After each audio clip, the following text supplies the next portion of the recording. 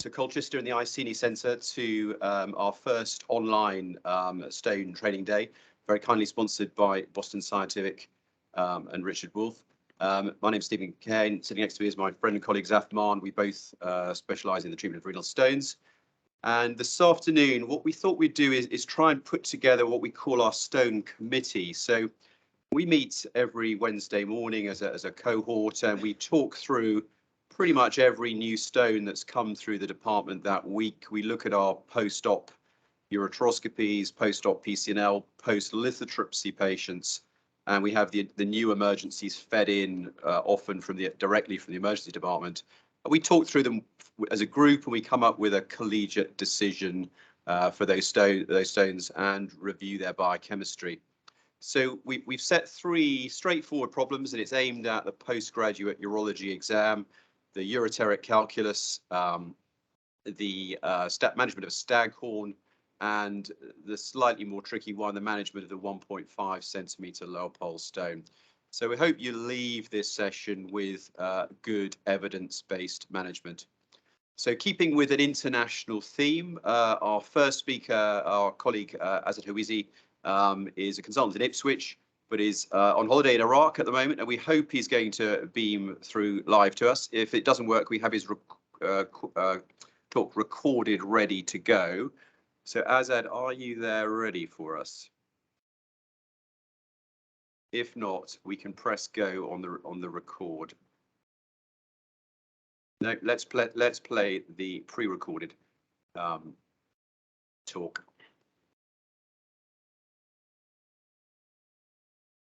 So the most common urological emergency in stone disease, the straightforward ureteric calculus. What is the evidence behind intervention?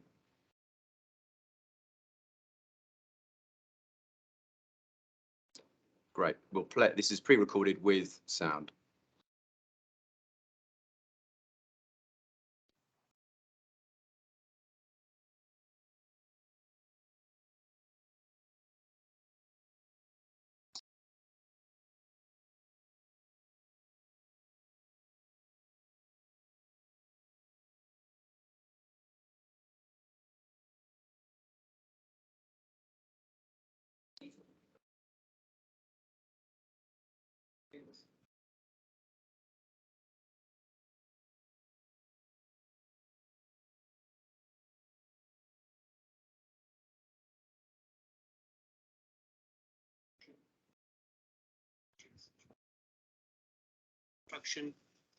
Resistant pain and difficulty in pain control, readmission and failed conservative management, but also professions that we may ensure that the patient is stone free, such as pilots, train, bus or taxi drivers. And if you start to intervene, you need to think about stent or nephrostomy, and is it possible to do primary ureteroscopy?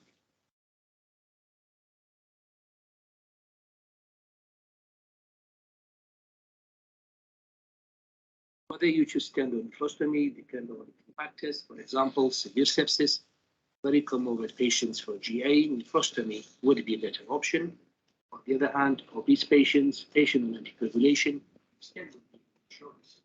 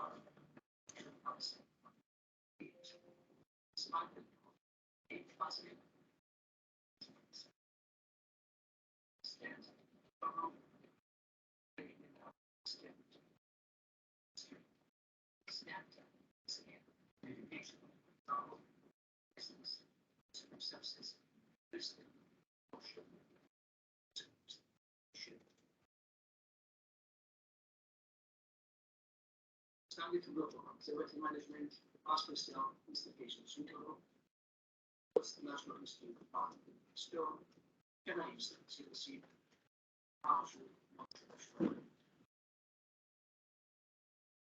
This indicates those are three causes of sepsis or PD. Also, there are people on land.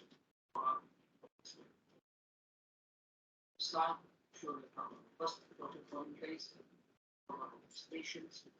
Think about modality. For CTTVP, the standard of care. Calcium stone X-ray would be better.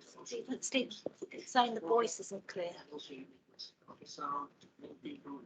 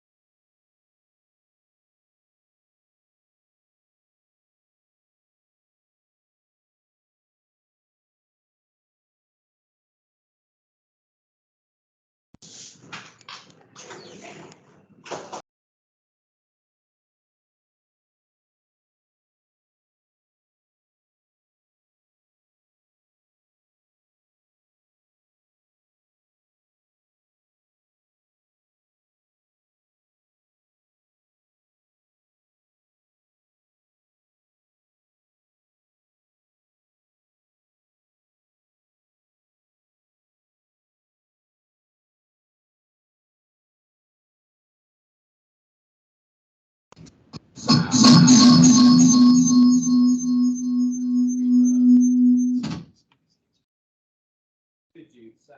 I can see you come online. Can you hear us?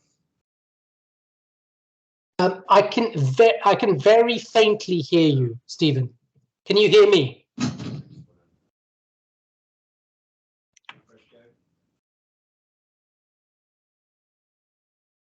Can you hear me okay? We can, Sam. Yeah. Well, one more go at resetting this talk. If not, we'll move straight on to you, I think. Okay, no worries.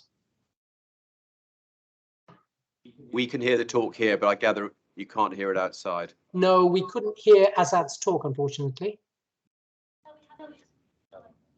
Right, we're back on. So if we go through to the slide we're on, which is about halfway through, we can press go again.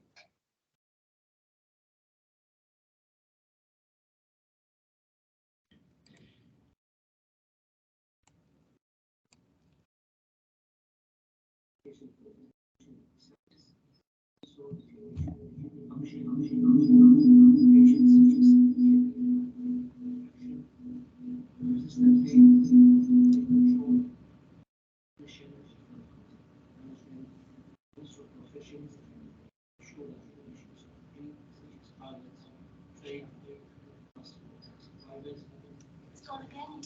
I think let's make a decision to close that talk.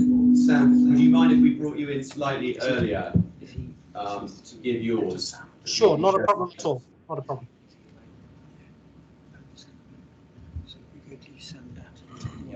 I've got my slide set here. I've got a slightly different slide set from the one. Sam, can you hear us? Yeah, I can hear What you. we'll just talk through practicalities. So what you do with this patient, you obviously dribble time today who has a 5 stone, and are you going to intervene or not? Can you offer primary treatments in the NHS in most hospitals? The answer is usually it's very difficult. So I think you have to, my principle is always to try and make a justification to placing a temporising stent, which is not a good treatment. They end up with 2 general anaesthetics. If you try and treat them with lithotripsy, they've got a prolonged period of stenting with less efficacy. So what I say to the registrars and residents is this patient really in pain? Are there any absolute indications to stick a stent in this patient, or can we find another way to manage their small stone as long as there is no absolute indication? So think very hard when you have with your patients. Can you do something other than place a stent? Find some lithotripsy, maybe a week, temporise with analgesia, or find an operating list somewhere within a few days or in a week or so. I think we're ready, Sam, for you to go. So if I could introduce our clinical director of urology and vascular surgery, Sam Datta, who has a specialist interest in stone disease, particularly in mini and ultra mini PCNL. And I gave Sam the slightly more difficult topic of the 15mm lower pole stone. Sam, we can see your slides, we can see you. Hopefully, over to you. Brilliant. Can you hear me okay? You're on mute at the moment. Okay. Penny and team, can you hear me okay? I've off mute. It was good just now. Is. Sam, you may be muted at your end. No. Tommy can hear me. Tommy says he can hear me. Loud and clear, Sam. I think there's a problem in the main room. Oh, I think. Yeah, we hear you, Mr. Datta. Okay. Main room. I gather the audience can hear you. Okay. So brilliant. Thank you very much. Can you see my slide now, guys? Tommy, can you just give me some little bit of feedback if you can see my slides? Yeah, the slides look great. Yes, we can see. Brilliant, guys. Okay. So thank you. Good afternoon, ladies and gentlemen. Thank you very much for allowing me to talk about the 15mm left lower pole stone. And Stephen, thank you for the kind invitation. Maximize the slide size. And, okay. Yeah. I'm in the right. Yeah. Can you see the slides now? Is that all right? Ahmed, and slides are okay? Yeah, we can see disclosure of interest. Yeah. Fine, no problem. So I have no disclosure of conflict of interest with any of the companies below. I've not received any funding or any speakers talks for this talk, right? So the key element, a 15mm lower pole stone can be very different, right? The images that you have on screen here could be in a calyx, which is easy to access, but the key element in the literature is that there is a lot of heterogeneity in studies. I'm getting a lot of feedback. Any chance you can mute? Even if you can mute your end, is that all right? Yeah. Perfect. So there's a lot of heterogeneity in the studies for lower pole stones. You can have an easy to access calyx. Conversely, you can have a really difficult calyx with a lower pole calculus. So essentially, if you look at the spindly system here, with quite an acute angle there, with a long infundibulum, this makes things very difficult. Also, if you look at the position of your stone, the stone may be in a lateral more calyx, which is slightly easier to access, certainly percutaneously, and with a scope. Often when you've got a stone in a medial calyx, that is much more harder, medial lower pole calyx, it's much more harder with retrograde intrarenal surgery. So not all stones are similar. There's a lot of heterogeneity in the literature. And the main thing to take on board is a process. And as long as one has a process to deal with the lower pole stones, that's what I'll come on to next. Now, if you are here for the guidelines, I'll get that out of the way. There are two major guidelines, as most people are aware of, the American AUA guidelines and the European guidelines. The American guidelines are clear. Clinicians should not offer shockwave lithotripsy to patients with stones greater than 10 millimeters, right? And they're putting this as a strong recommendation with an evidence grade B. And clinicians should inform patients with lower pole stones that a greater than 10 millimeter stone in size should be has a higher treatment rate with PCNL. So, i.e., a higher stone-free rate with PCNL. Zaf is asking me to maximize the screen. I'm going to try and maximize it a bit more. Is this any better, the screen? Can you see any better? Or I'll just try and share this bit here. Just 1 second, if I can get this shared here. 1 second. Can you see the screen any better here, Zafi? Yeah, it's great. It's perfect. Great. Perfect. Thank you.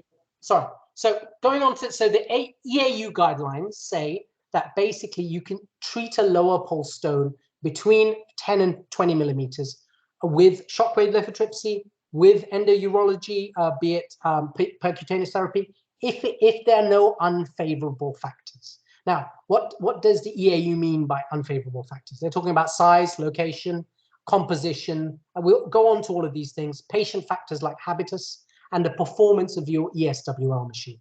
Each of those factors contributes, and they say that basically, if you've got unfavorable factors, endourological treatment like retrograde intrarenal surgery or percutaneous surgery should be number 1, and shockwave number 2. Otherwise, you can apply either treatments or all 3.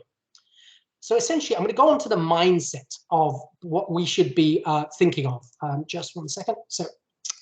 So essentially, the mindset should be focused on 3 or 4 things. The patient itself, and often seeing the patient or whoever's seen the patient, the key elements are, what are their symptoms?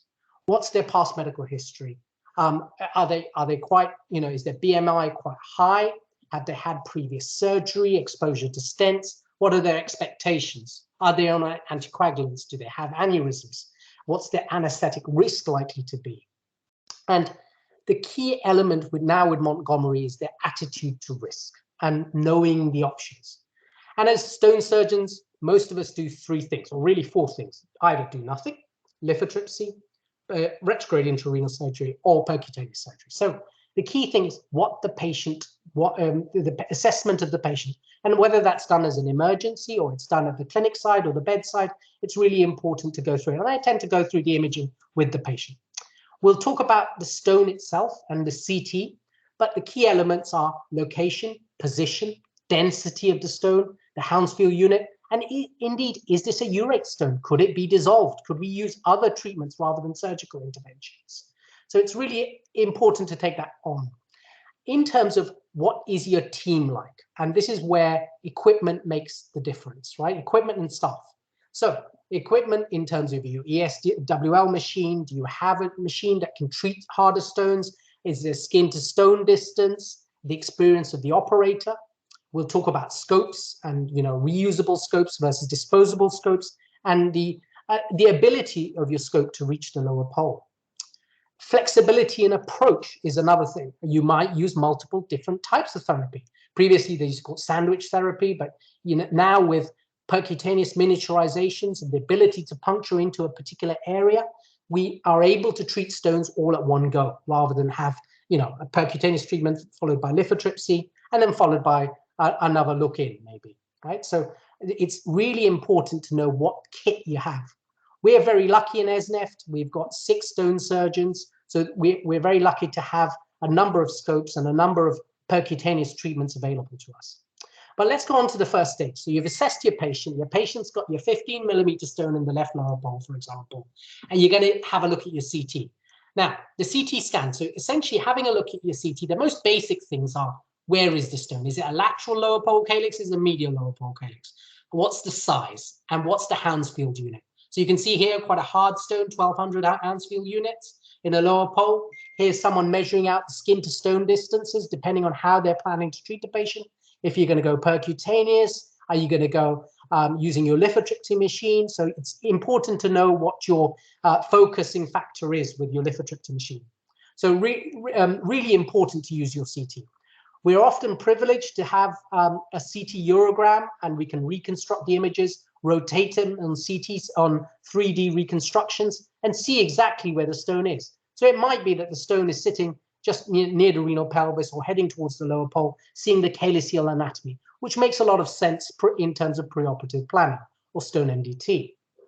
At ESNEFT, we're very lucky to have dual energy CT. Dual energy CT, for those who are not aware of it, is that it shoots 2 voltages of X-rays to the stone, one at 80 kilovolts, one at 120 kilovolts, and we plot it onto a graph. Essentially, they look at the area of the stone. So it's a very limited CT, just focusing on the kidneys, and it will tell you whether the stone is uric acid or calcium oxalate, and whether you're likely to go on to successfully dissolve it or use treatments like allopurinol to prevent stones, or this is going to be something that you're going to end up needing operative treatment. So just be aware, use as much information from the CT as possible. So, Tommy's, can you see, are the slides moving forward at all?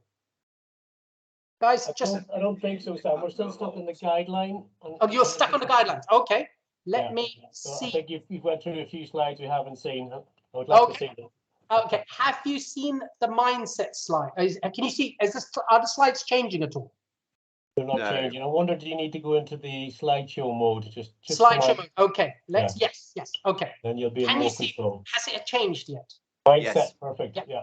Apologies, really apologies about that, right? This is the mindset slide, right? So the patient factors, the stone factors, the equipment factors, what do you need to kind of think about how you're going to treat your stone? This is the CTs, which are talked about, the Hounsfield units, the skin to stone distances, the 3D reconstructions, and dual energy CTs, which tell you if a stone is red, pretty much that's uric acid. Tommy, is that working all right now? Sorry, I'm using you as my feedback. Yeah, very nice, very nice. I want to hear more about your dual energy. When I was a registrar, I remember you guys talking about getting dual energy. I presume it's all in full flow now. It's all in play now, the dual energy, which is really good, and we can go on to discussions. So, but the key elements, so use your CT scan. So as kind of people interested in stones, there are kind of 4 or 5 things we can do. 1, do nothing. 2, shockwave lithotripsy. The advantages are it's non-invasive, few risks, low comorbidities. It's easily done in an outpatient setting. At ESNEF, we give 2 sessions, usually between 1,200 and 2,400 shocks at usually 1 hertz or 2 hertz. We're getting a new lithotripter soon, which will allow us to tweak the setting somewhat. But we also use adjuvant therapy, such as percussion diuresis. The nurses teach them to drink plenty of water, or sometimes even add in some furosemide, and to be able to tap their kidneys or get their partner to get them sitting forward on a couch or on a pillow to help. And this has been shown to achieve some higher stone-free rates with a lower pole stone. The other elements are obviously retrograde intrarenal surgery, which is a day case surgery in our unit. High stone-free rates, but obviously the need for a stent. Some surgeons use an access sheath. Sometimes the retrograde telescope can be difficult. It can be difficult localizing the stones. A 15mm stone is unlikely to often exit the infundibulum, so therefore you might have to treat the stone in situ. It's not easy to basket out fragments, and it is an expensive procedure depending on how many consumables you use. So, and then you've got percutaneous treatment. Percutaneous treatment, highest stone-free rates, variable procedure time. You need experience to know what type of technique you use, be it mini or ultra mini. I don't know anyone who uses micro PCNL apart from in India, but mini and ultra mini are kind of scopes that we use in our unit. It's obviously more invasive and has a higher hospitalization time. For us in our unit, we're very lucky that most patients are in about a day or 2. But if you look back from the HES data from 2014, the average PCNL stay was 4.6 days. So it is something that, it has a long stay in certain hands, and it can have serious complications, be it pneumothorax, possible injury to the colon, but we'll go on to, but this is the summary of treatments that are there. Now in ESNEFT, we're very lucky. We cover an 850,000 population with 6 stone surgeons, and basically we are the 3rd or 4th provider of ESWL in the country with 1,050 sessions, 600 cases of uretroscopy, and we're approaching 100 cases of PCNL a year. So really, we're high volume unit with lots of stone related procedures. Now, so in terms of lithotripsy machine, this is the machine that we are hopefully having in place around about April, May, in terms of a Storz SLX. But success of lithotripsy is not just based on the machine. There are a number of factors that one would want to talk to. If the patient selects lithotripsy, they've got to be obviously compliant for the treatment, able to come in on 2 separate occasions, have the appropriate pain relief, which tends to be Voltarol in our unit. But some patients who can't take non-steroidals will often have cocodamol. The skin to sew distance with our new lithotripsy is 170 millimeters or 17 centimeters. And there are various operator factors. The key bit is experience and being able to make the patient comfortable, identifying the stone, be it with fluoroscopy or 85% of times in our unit with ultrasound. But it's having that experience of operator to be able to find your stone, position the patient appropriately, and then monitor that the shocks are hitting the right place. Also, lithotripsy is not cheap. It is I've learned the hard way. It's a £1 million business case, right? And there are a number of hurdles of getting a lithotripsy machine, a static lithotripsy machine in your unit. And this has been taking a bit of time, but we're hoping in ESNEFT we'll have this in play in the next month or 2. So in terms of uretroscopy, technology is moving on. And for a 15 millimeter stone, if the patient says, I would like a uretroscopy, I would counsel them for an 80% chance of success, a small chance they may have to have a second procedure, and I would tend to use a disposable ureteroscope with a high power laser.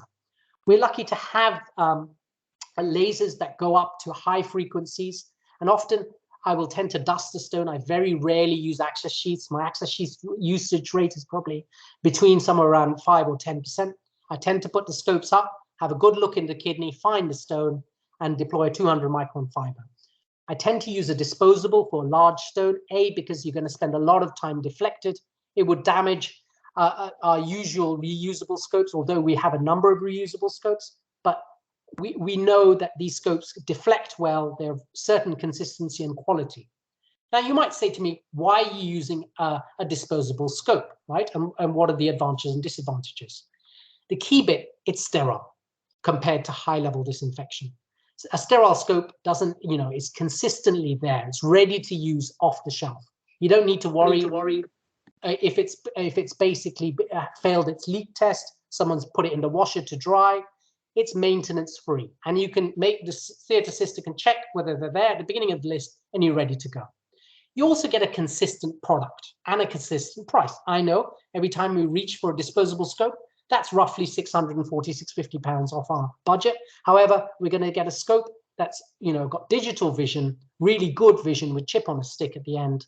It has less impact on the list, less impact in terms of it comes with its own monitor. It's pretty compatible with most things. We can use it with endoscopic combined intrarenal surgery, where you've got percutaneous surgery from above and you've got retrograde surgery from below. And if you want to record your case and have a look where you could improve later or have some teaching tips, you can record video and pictures of the stone before and after. And also, just have a look at how, strategies that you've used.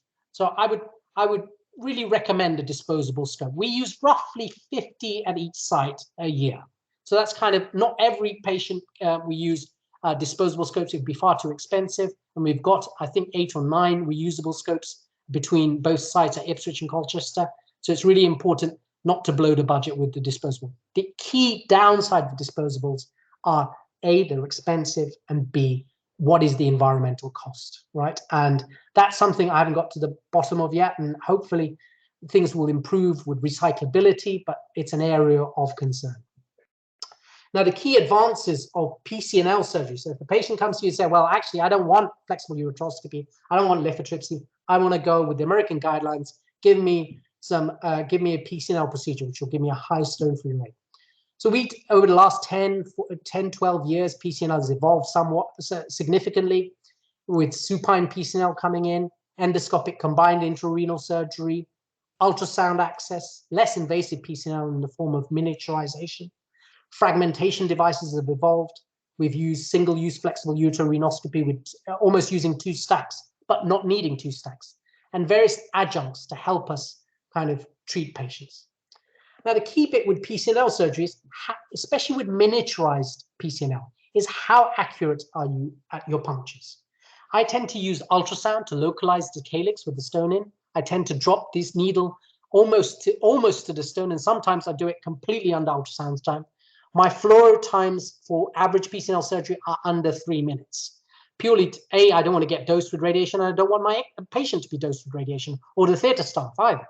So it's really, I mean, we've evolved to use ultrasound a lot more, but I understand I'm in the minority. I know that only 20% of urologists, 20 to maybe 25% of urologists in the UK, are ones that do their own punctures.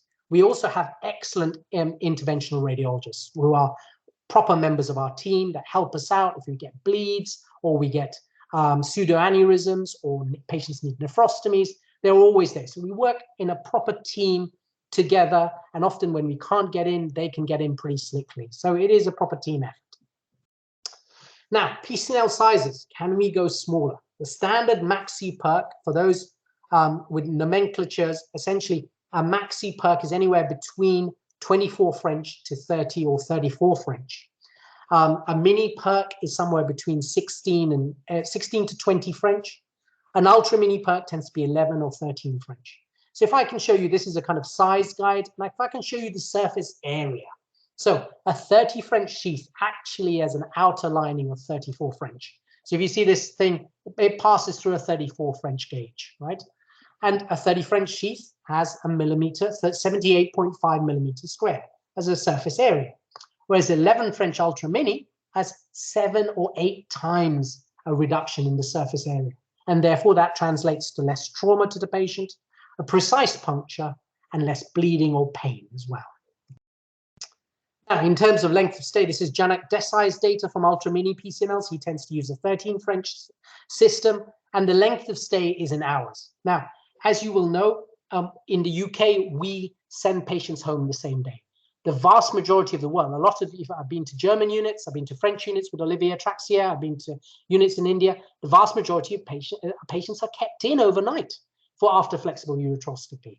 So the length of stay between an ultra mini PCNL in India, for example, and a flexible ureteroscopy are pretty much the same, about 38 hours post-operatively that they would stay. In Olivier Traxier often keeps them in for 24, 48 hours. In Germany, some patients are kept in 3-4 days. It is partly due to the reimbursement system. The insurance will pay out on the number of days. We're very lucky in the UK. We've got optimized tariffs that allow us to send patients home on the same day. And the stone-free statuses of ultra or these ultra miniaturized PCNLs are very high. So this is using a proper definition. Remember, the literature has got lots of things about essentially what are proper stone-free rates. And stone-free rates are essentially stone-free being no stone on the CT. However, a lot of people use less than 3 millimeters, less than 4 millimeters. There's various rates. And it's really important that when you're comparing like with like, that you compare what does stone-free mean. So if there are no calculi at 1 month, 83% of patients will have no calculi. In terms of 5 millimeter fragment in a lower calyx, 2% of patients will have that. So it's really important. So in terms of miniaturized PCNLs, it still gives you that control and that very high stone-free rate that we're used to with stone PCNL surgery. Now, I've got some evidence slides here, right? I'm only going to go through one and I'm going to go to discussion because I'm aware I'm certainly approaching 20 minutes now. So in terms of the question, there is a randomized trial done by the Chinese looking at, so they randomized patients between ultra mini PCNL, flexible ureterorenoscopy, or otherwise known as retrograde intrarenal surgery, and shockwave lithotripsy for 1 to 2 centimeter lower pole stones. And they looked at patients between 2015 and 17 and 180 patients, and they divided them into 3 groups. So essentially, the stone-free rate for ultra mini PCNL was 98%, flexible ureterorenoscopy 92%, and 73% for shockwave lithotripsy. And this was a randomized study. In terms of complication rates, this was 16% in the UMP group, 6% in the shockwave lithotripsy group, and 8% in the flexible ureteroscopy group. But again, these were low Clavian risk factors: infections, small bleeds, small leaks, right? So all the procedures were essentially safe, and the authors concluded they were safe and effective for the treatment of a lower bowel stone. So if I can put it to you, and I've got some other data here we can discuss, but my conclusions are: develop a consistent method or mindset when seeing patients with this presentation with the lower bowel stones. You may well elect to do nothing. It's important to review your patient, and if they're 80 and they've got an aneurysm and they've got all sorts of comorbidities, sometimes doing nothing is probably the best option. Look at your imaging. Use the tools in front of you. Rotate the scans. Have a look at the scans and different access. Involve your patient. Find out what their appetite for risk is. If they've got no symptoms and you're monitoring it for a couple of years and nothing happens, it might be that that's all you need to do. Discuss the patient in a forum with your colleagues, right? One person can get things wrong, 2 people can get some things wrong, but usually 3 or 4 people generally form a consensus and usually come up with a good decision. And also review your outcomes. Whatever you do, be it shockwave lithotripsy, retrograde intrarenal surgery, or PCNL surgery, have a look what your outcomes are and explain that to the patient. Let's say, look, if I do an ultra mini PCNL, there's an 83% chance that you will get rid of the stone and you will not need anything else. If I give you lithotripsy, it might be 50-odd%. If it might be with ureteroscopy, about 80%. So go through the risks, go through what the patient is to expect in terms of post-op and whether they need a stent, because patients often complain a lot about these things. And then basically go about it in a kind of informed manner. Thank you very much, Stephen. Thank you for listening to me. Sam, thank you very much. Really comprehensive and thorough as always. Just a few comments really. Zaf may have a couple of questions as well, but I think the key here is consent with these patients. My experience of when it goes wrong with these patients and they sue is that they've only been given one option. They've been told this is the procedure you're having, the procedure doesn't work or the procedure goes wrong. They end up moving to another hospital, and when you pick apart the notes, there is sometimes no evidence of any discussion of options. And it may be because you don't have those options in your hospital, but the options still do exist. So I'd stress with this is like the modern bladder outflow problem, isn't it? When there are just lots of options that there weren't 10 years ago. The second point is about ultra mini, that we've really made the decision that you've centralized under you, because we don't do vast numbers. We all do standard PCNL. But it is probably better that one person, a bit like Peyronie's disease and urology, one person does a lot of it and does it rather well, rather than we all pick at it. Yeah. A little comment on ultrasound and lithotripsy that, again, I've experienced with mobile providers, there is a variable quality sometimes of the technician that comes with the machine. And some of them, I've been looking at images thinking, I cannot see any sign of a stone here that you're proposing to treat. So if you are running a mobile lithotripsy service, I think it is really important that you take an interest in what your technician radiographer is doing, because some of them are not formally trained in ultrasound. They are trained by their company without a qualification in ultrasound. And it may be that we sometimes look at more ultrasounds than the technicians do. Other point on the lower pole stone and the choice of flexible ureteroscopy, I think the fibre is really important as well, isn't it? That I know if I'm going into a long lower pole case, it's time to twist the theatre assistor's arm to give me a fresh fibre, please, rather than a reusable one, because I know I'm going to be there for a long time. And they usually say yes. And the last question, that Chinese paper, that I was surprised the clearance rates were really quite high with litho in the lower pole, higher than certainly lower pole 1 and what essentially was lower pole 2, even though they were 15, 20 years ago now. So 73% of the lower pole is quite a good clearance rate. I was normally quoting sort of 50% best in the lower pole. Sorry, Sam, go for it. Yeah. Yeah, no, I agree with you. I mean, some of the data, as you say, lower pole 1, lower pole 2, is like shocking, 30% lower pole clearance, right? And as you say, best at 50%. So the Chinese data, obviously, things have moved on, new machines, new things. And obviously, with one single study, you've got to take it with a pinch of salt, right? Although it's technically level 1 data, randomized data, right? But other units have to kind of show similar sort of numbers. But I think it'll be interesting when we get our new literature to see how we get on with our lower pole stones, whether there's an improvement. I know Zafi every 3 years likes us to audit our outcomes, and you're going back to point 1, you're absolutely right. And there's a paper by a couple of units in the country where the efficacy after 2 sessions is only 45 or 48% with the mobile company. We've been lucky somewhere between, on certain audits, 46%, but we've got up to 65% at some point, but always never above 65%. I know, Zafi, have you got any comments? Yeah, just a general one, really, which I'll probably come back to again, but it probably touches on all of things. But before I get on to that, just say, Sam, it was a really comprehensive talk. I think you covered everything there, and it was brilliant. My comment was just about how we are globally and certainly nationally recording stone-free rates. And I hope I'm right in saying we're using CT now more and more to do that. But I think that's not necessarily the case, looking at some of the data, which perhaps I'll present shortly. But it seems that still there's people using ultrasound and X-rays internationally. That still seems to be the case. And the problem is, until we're all using the same modality, there'll be problems. Also, definitions of stone-free. 4 millimeters and less is the one that's most traditional, and I wondered what they used in that paper, because the clearance rates were high. Yeah. They use 3 millimeters or above as a stone-free. So sorry, 3 millimeters or below as stone-free. Yeah. I agree with you, Zafi. The world is quite heterogeneous. Whenever you look at the papers, the follow-up is different. But I tend to use a 1-month CT. It's pretty brutal, right? And sometimes, obviously, I'd use the day 1 CT, right, as a kind of marker, and then often we'll repeat the CT a few months later.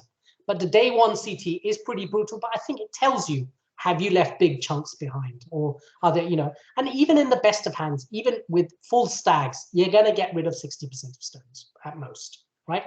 You're going to be in, and as Stephen has said to me many times, often it will take 2 or 3 visits to clear a complete stag.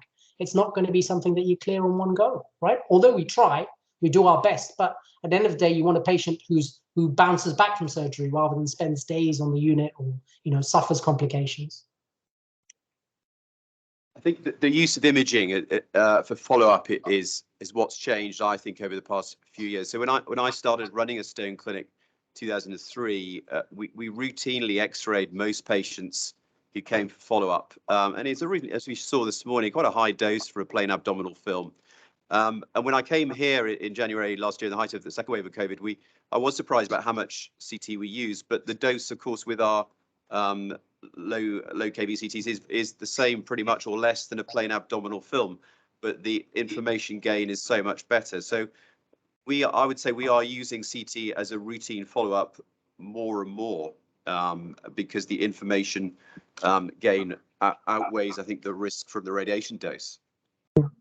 I think it's an interesting area. Say we were to employ a radiographer when we get our lithotripsy machine. If they were competent with ultrasound, maybe they could do a clinic with us, being in clinic with us and ultrasounding the patient at the same time. That would avoid radiation, it'd give you an instant kind of, they wouldn't have to go around to X-ray, give you an instant snapshot.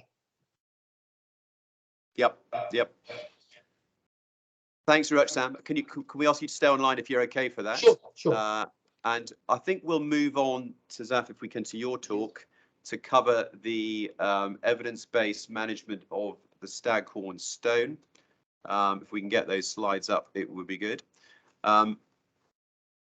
This leads in to Tommy's talk later in the afternoon about comorbidity, because I find this group one of the most challenging when they've got a lot of comorbidity, and often leads to long and involved decision making with multiple visits to the clinic. So Zaf, I'll hand over to you. The projector's next to you. Management of the staghorn stone. Well, thanks very much. Start the slideshow. Right, yeah, thanks very much for that, Stephen. So here we go, staghorn calculi. So that's me. No disclosure, no conflict of interest. I had to give a talk recently at my daughter's school. It was a careers talk for people who I needed to talk out of doing medicine. Anyway, they wanted to know what a urologist was. And I came up with that one. I thought it was brilliant. Someone who solves a problem you didn't know you had in a way you don't understand. See also wizard and magician. And now, unfortunately, I'm sitting here, I can't actually know my audience because there's 50 plus people and you're not all here, but I'm assuming you're all trainee magicians and wizards or nurses allied to or magicians in your own right. And so I'm doing this really to try and condense all the information about stag horns I can at a sort of FRCS level and try and be as comprehensive as I can and concise as I can. I've added 4 letters to the beginning of that definition, though, because endourologists are extra special, aren't we? Even other urologists can't understand what we're doing.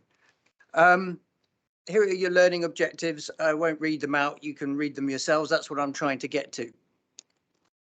In terms of staghorn calculi, they're most commonly struvite, otherwise known as magnesium ammonium phosphate stones. Sometimes they're calcium carbonate apatite stones. Less commonly than that, they are calcium oxalate, calcium phosphate stones. And even less commonly than that, perhaps rarely, they are cystine stones or urate stones. Preminger did some of the guidelines for the AUA and their last update, I think, in 2009. And I thought it was quite an interesting figure, which seems to recur throughout all the literature, that 30% of all the PCNLs that are done for staghorn calculi.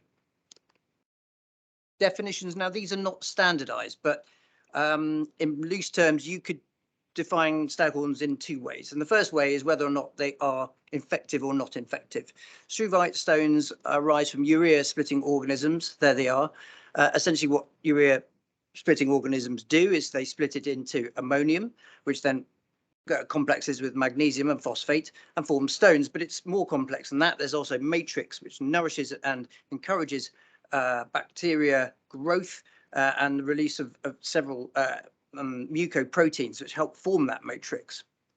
The really important point not to miss out when you're talking about them is that they are highly recurrent stones, so they come back. In fact, I did a PCNL on a patient who sadly has formed their 5th staghorn calculi, and Andy Gales and I operated on that patient on Tuesday. So this is a slide which I pinched from Manraj, who's one of our former registrars. I'm just going to talk briefly about the fate of the unoperated staghorn calculus. We're all very familiar with Blandy and Singh's original paper, where in the heady days before ethics committees were born, there was a group of patients that were treated with PCNL versus not treated at all. And the group that weren't treated with PCNL died quicker. But then there was another paper that came out in 1995, the Teichmann paper, and it showed that actually the mortality wasn't quite as bad as we thought, although certainly very bad for patients who have solitary kidneys and who are having recurrent stones. And then a more recent paper, albeit with just 22 patients in it, Deutsch et al., actually showed that only 14% progressed to severe renal failure. And I think that the paradigm is slightly different. I think the Singh and Blandy paradigm still holds true. Infective calculi, you should treat them, and you should do PCNLs on them if you can.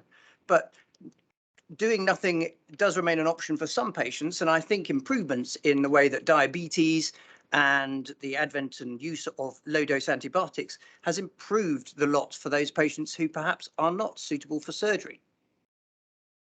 The other way you can define staghorns is a description, really, as to whether they are complete or partial.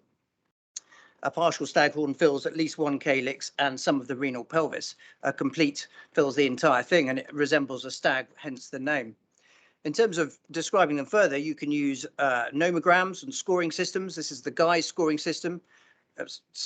Grade 1 is a simple stone that might be sitting in a simple stone that's sitting in the renal pelvis, or one stone that's in a calyx, and that increases in complexity up to a grade 4, which is a staghorn calculus, or any stone in someone who's got spinal bifida or spinal injury because of their group. But there are other nomograms as well. There's the Crow's nomogram and the stone nomogram, and these may have a role in terms of counselling patients.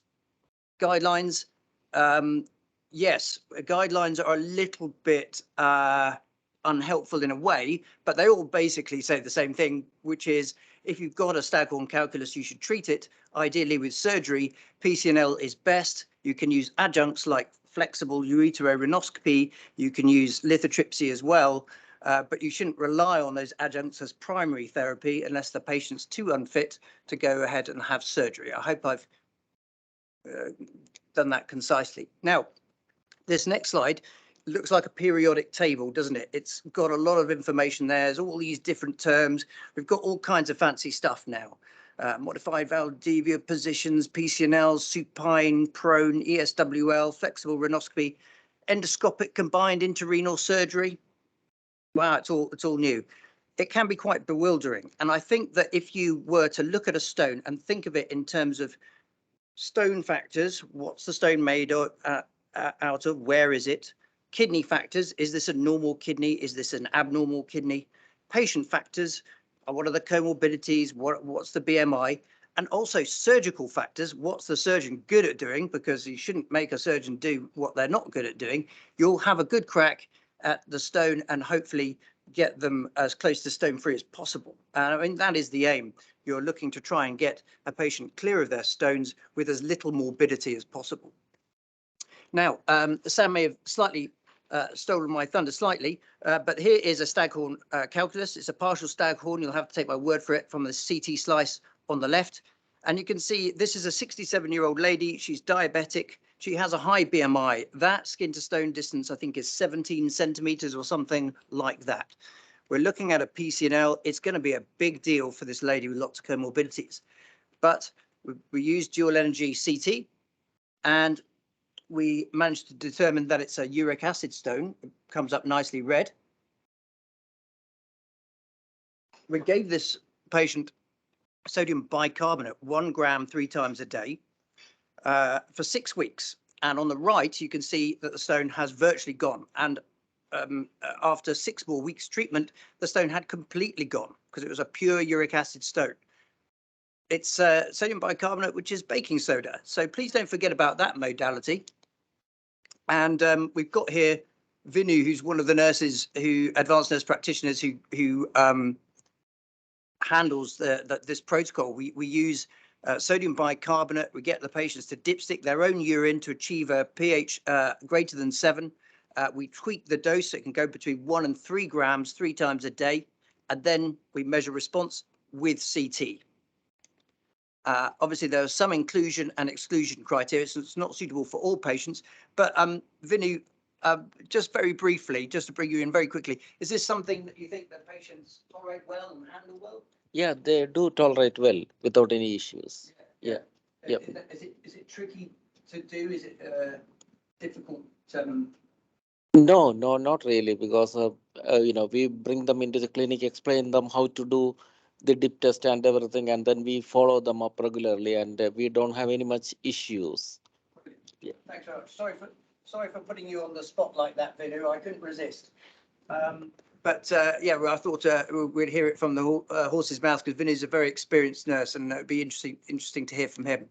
So I've just added oral dissolution into that periodic table, if you will. Right. On to the studies. 2 studies that you're going to need to know about, and which will likely see you through in terms of the exam and so on. The first is the CROWS study, which comes from the Clinical Research Office of the Endo-Urological Society, and the UK PCNL study. Okay, so the CROWS study, first of all, it's a bewildering number of patients, nearly 6,000 PCNLs, a truly global study with patients from Australasia, Asia, Europe, North America, and South America, all putting in. So a real global experience, and an overall stone-free rate of 76 patients. About a third of them, 30% again, were staghorns. What about positioning? Well, I remember going up against Will Finch in the SIU, I think it must have been 10, 12 years ago now, shortly after we became consultants. And I was for prone, and I'm pretty sure I lost that debate. It was all about supine. It was all about supine. And yet you know, 80% of us globally do prone, and we had Amy Cranbeck here this morning doing prone. I'm now doing more supine than prone, and I'm sure I've got another 15 years of going forwards and backwards with this. But I thought it was quite interesting that when we looked at this study with the prone procedure, that the prone procedure takes less time, which I found very, very surprising, because I thought the whole big advantage of the supine procedure was that it was quicker. And the other thing was that the stone-free rates were better with prone, significantly, which got me thinking. Bleeding, though, slightly worse with the prone, again, for the reasons Amy was probably explaining, that as you go more medially, you're more likely to hit paravertebral vasculature.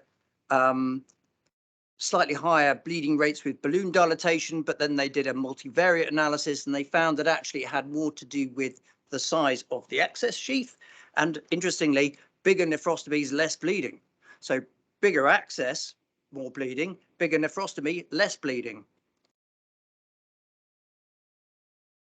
Now, although the stone-free rate is 76% overall, we're talking today about staghorns now. When you drill down into staghorns, you've got more complex patients, you've got longer operating times, you've got more punctures, and the stone-free rate accordingly goes down.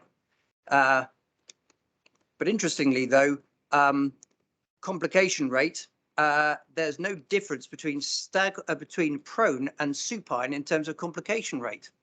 So that was another exciting and interesting thing. Those are the rest of the complications there that we've talked about quite a lot already today, so I'm not going to go over those. But just to save crows, what is new? Well, antibiotics, I thought that was old hat, because I thought we established we gave antibiotics to everyone, but that's not the global experience. But what there is some affirmation there that giving antibiotics significantly reduces the risk of sepsis and post-operative fever. Positioning, we've talked about that quite a bit. Renal anomalies is interesting. I assumed that if you had a funny looking kidney, that it would be more tricky and your stone-free rates would be lower and your complication rate higher. That wasn't borne out in the Crows study. Solitary kidney, not quite, not so fast. It did appear that the stone-free rate was lower and the bleeding rates were higher, but I'm not fully understanding why that is, and perhaps someone in the audience can enlighten me. Similarly, I thought if you had a big patient that you'd have more trouble in terms of your complication rate and stone-free rate. Actually, that's not true. It's the BMI greater than 40. At that point, you start to get more complications and problems with bleeding in particular, but it's technically feasible and doable below that. So that's interesting. Now, just briefly going to talk about Jim Armitage's PCNL UK study. Again, it's more sort of affirmation, really. 30% staghorns, similar stone-free rates, perhaps slightly lower, possibly because we use CT more.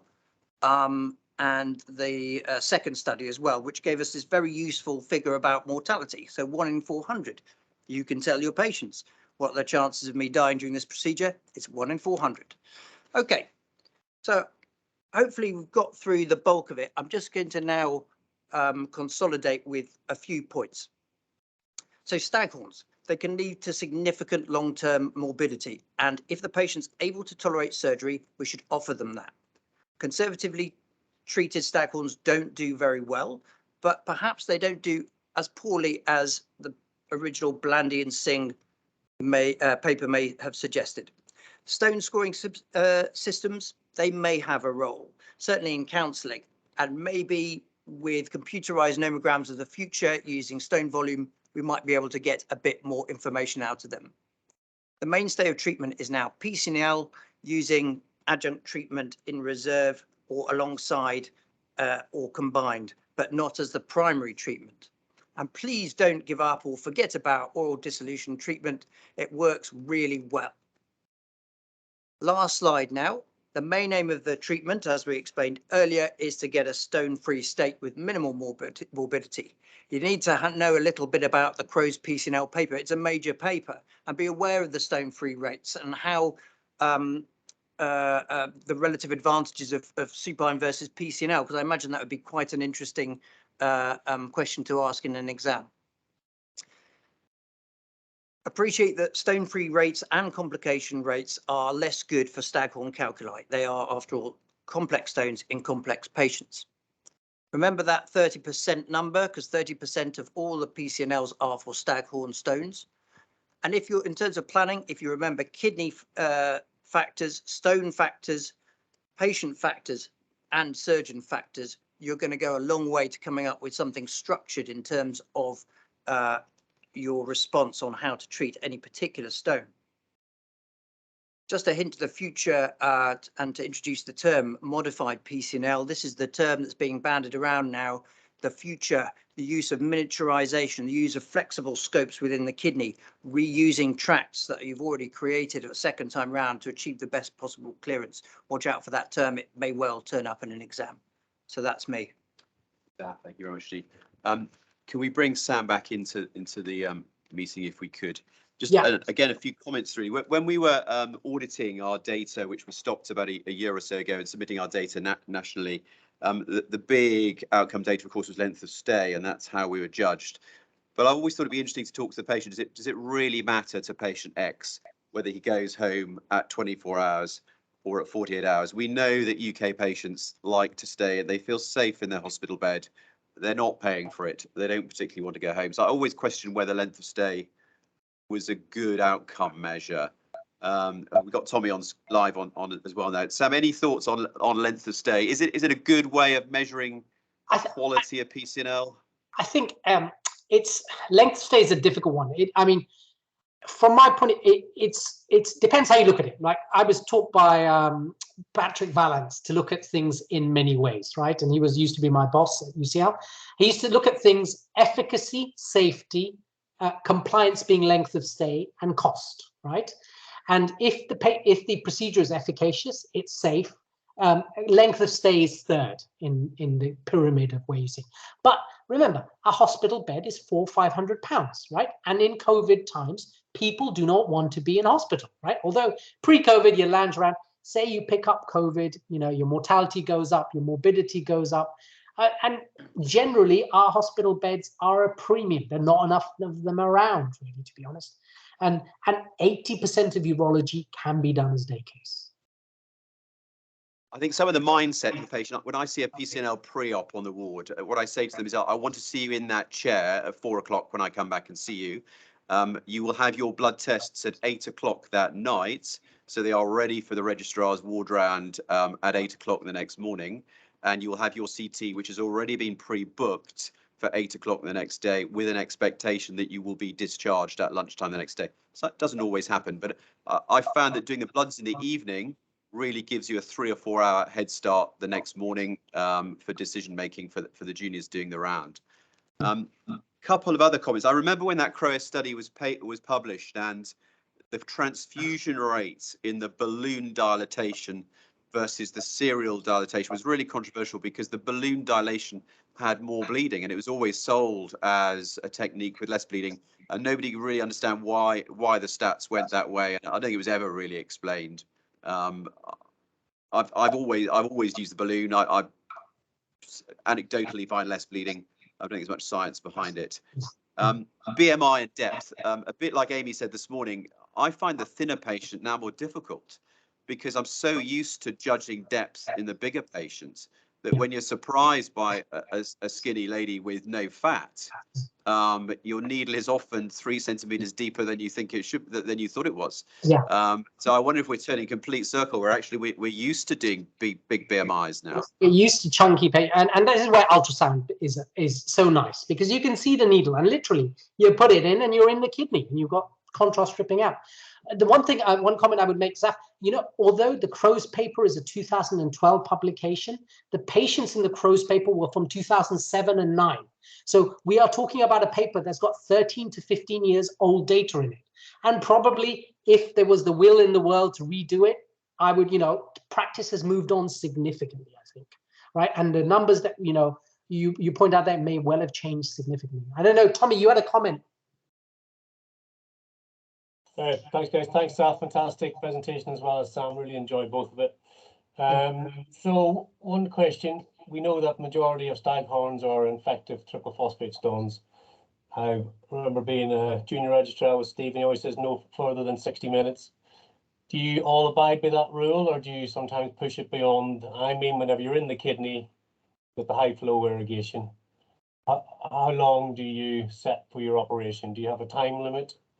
I have been stung recently by pushing the boundaries, I have to say, but Okay. I don't want to jinx things because I've actually got a patient in hospital with locked-in syndrome who I did a mid and a lower pole access, and the operating time was significantly longer. But I thought it was very interesting in Amy's talk this morning when she was talking about higher rates of sepsis in as a consequence of miniaturization, she thinks, because the pressures in the kidney are higher. And now, interestingly, the one thing that might hold you back with the supine PCNL, like the one we did yesterday, was lack of vision, because it's difficult to fill the collecting system. But you can be damn sure that the pressure in the kidney is low. So I'm kind of holding on to that one. I would agree with you, Zaf. I think, Tommy, I did a young lady, 21-year-old lady, her third perk. She's got complete stags on both sides. And I spent 4 hours, multiple punctures, going from below, going from above, right? And I spent 4 hours. But I would judge it on your 4 patient. hours, one single operation. Single operation, 4-hour PCNL, right? However, with uretroscopy, flexible uretroscopy, I tend to maximum 1 hour, 15 minutes. I got stung. I went to Olivier Traxier, and I saw him do a 2-hour, 2.5-hour flexi, and I thought I could do the same. And I had both patients come back to me with readmissions and sepsis. And after that, I've limited my flexible uretroscopy because I don't tend to use access sheets to 1 hour and 15. I still remember the principal talked to me when I was a research registrar in Oxford by the late Joe Smith, who was president of BAUS and president of the MDU, a very wise, old-fashioned urologist who said, nobody will criticize you if you come back for a second procedure. They will throw criticism if they're languishing in ITU for 4 days with multi-organ failure. So I would never criticize anybody for being conservative, and I become more conservative the older I get, I think. Yeah. I have a second question for you guys. Go for it. You're great, fantastic stone servers, I have to say. I'm very impressed. Regarding your dissolution target, I find it inherently difficult for compliance for sodium bicarb, epicitrate, whatever you use. And you talked about a pH target. Is this what's your pH target, and is it difficult to police this? Sure. Shall I take this one, Sam?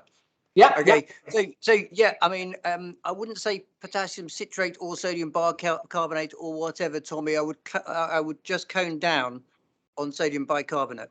So we've just had our second paper, which Michelle Carey, one of our former registrars, has just had accepted in the JCU. 30 patients, only one pulled out because of side effects. So baking soda, sodium bicarbonate, is a very, very different instrument than potassium citrate. And I think as a urologist, we ought to try them ourselves before we give them to our patients. And potassium citrate liquid tastes disgusting. Sodium bicarbonate is a doddle. And what the great thing is, if you've got a big part of it is the protocol we've developed with the nurses. So we've got experienced advanced nurse practitioners like Kerry Bliss and like Vinu, who call the patient up, make sure they're on board, make sure they know what they're doing, give them some encouragement. That a classic English population perfectly capable of dipsticking their own urine and telling you what the pH is. We do aim for a pH we aim for an alkali pH. We aim for 7.2, 7.4. We can push it up towards 8. That's great, no problem. And we really, like I said, we're about to publish on this. We really had very little in the way of side effects. There are some exclusion criteria, of course. So we've got to be aware of sodium loads in patients who have renal insufficiency, liver insufficiency, and cardiac insufficiency. So those patients are unfortunately excluded. I think the thing to do is remember to talk about it. We meet as a group of 3 or 4 endourologists every Wednesday morning, and we often sometimes forget to think about dissolution therapy because we're so focused on what we can do with a laser fiber or a telescope, and then go back and measure the Hansfield units. And we have 2 variants of packs here, one very advanced and the day-to-day one, which is not great for measuring Hansfield. We're sort of convincing our radiologists to add it to the report routinely. But I think if anything, we probably do more of it. And on that point about you meet every week, I'm just interested how you can job plan that, because my MDT is part of the benign MDT, and I'm trying my best to get a stone MDT, because there is 4 stone surgeons. We're not as big as you guys, but yeah, maybe that's outside the meeting. But so well done for getting that in the job plan. I think that's over to our director, who makes rabbits appear from hats. Yeah. I think it's clinically, it makes sense. As long as you can persuade a group of people, what you do is efficacious, prevents patients coming up to us, and also gives you a safe opinion, right? I think if you can sell that to the CCG or the new ISCs, right, you're onto a winner. That's my only comment. It's pretty intense. In a quiet week, we'll get through 30. I think the most I've seen is about 50 odd patients, and the busiest it's been is about 60. It's a bit like Brownian motion. There are cases presented, dictations going on left, right, and centre, scans being booked, and you get to the end of it and you're pretty whacked. But we clear the volume, and it is quite efficient. And that's all your pre and post ESWLs. Everything's pretty much everything going through the department that week, really. Yeah. Right. Yeah. We got 2 options now, Tommy. We could go with you. I'm a little anxious about running Azad's talk again in case the audio goes mad. Can I ask you to do yours, if that's all right? Yeah. No and then problem. I can then turn the camera off me and talk to our IT people here about rerunning Azad's. So I'll introduce Tommy. Tommy I've known for some years. We worked together when he was a registrar in East Anglia, and his interest is in endourology, widely published, and is a consultant on the south coast in Bournemouth. I've asked him to talk about the highly comorbid patients, something we're seeing increasing numbers of them, how you think about them, how you assess them, how you talk to them, how you give them some form of objectivity about risk. So Tommy, the screen's yours. Thank you very much for the opportunity, Stephen. So I'm going to assess preoperative risk in the highly comorbid urology patient. So it's a big ask, but it's we deal with a lot of these patients, especially in Dorset. No conflicts of interest. So perioperative morbidity, mortality are significant health issues, and they have implications for the impact on short and long-term survival and resource utilization. Although high-risk patients account for 10% of the overall surgical work, they actually account for 80% of our deaths. And this is by a report by the National Confidential Inquiry into Patient Outcomes and Death, something I would recommend everyone here reads. And I'll discuss a bit about it further on.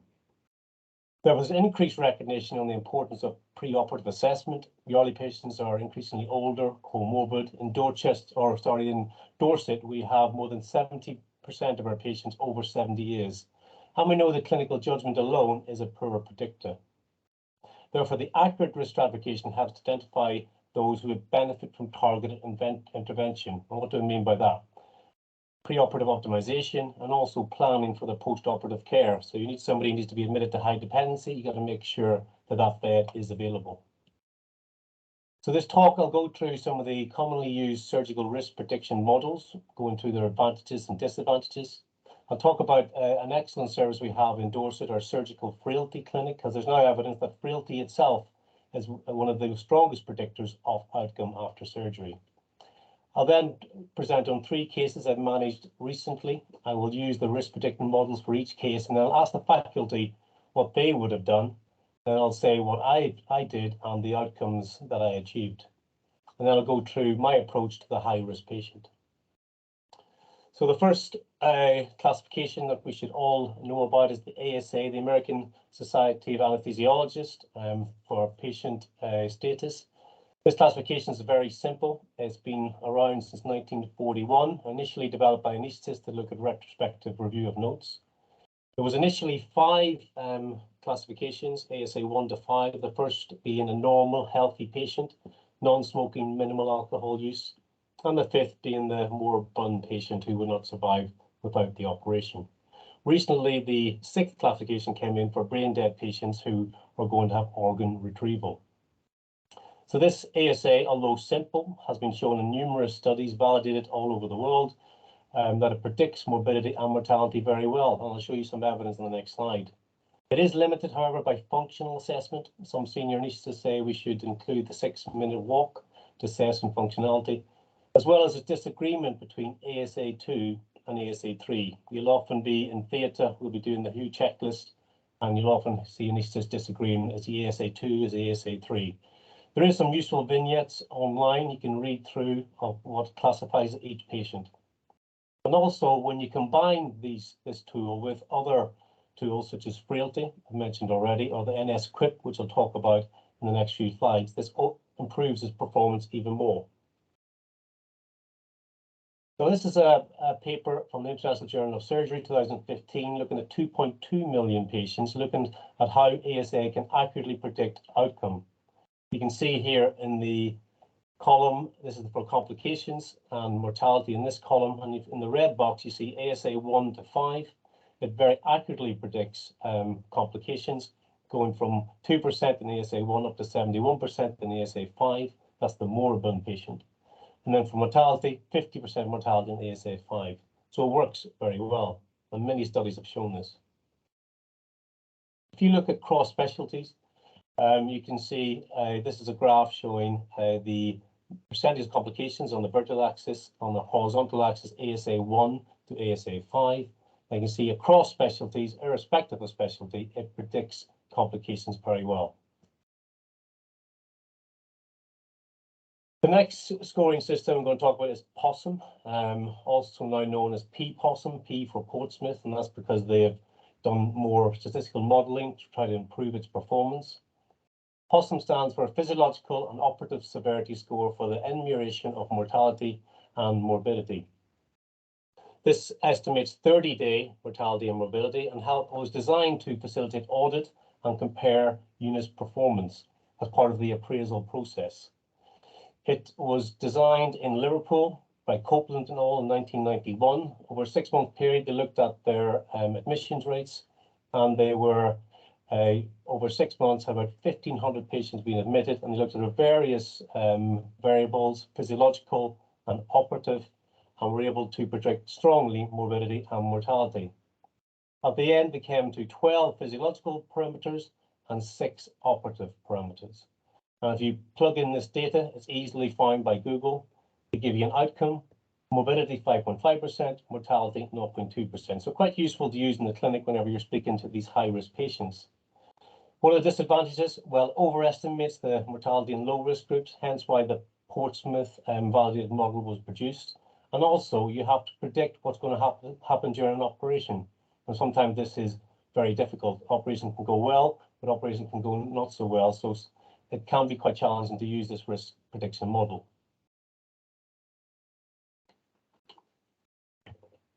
This is one of my favorite tools, the American College of Surgeons, NS-QIP. This was developed from 5 million operations in the American hospitals, using 21 predictors to predict outcome across 30 days. And it assessed outcome across a wide range of variables, and I'll show you the outcome that it gives on the next slide.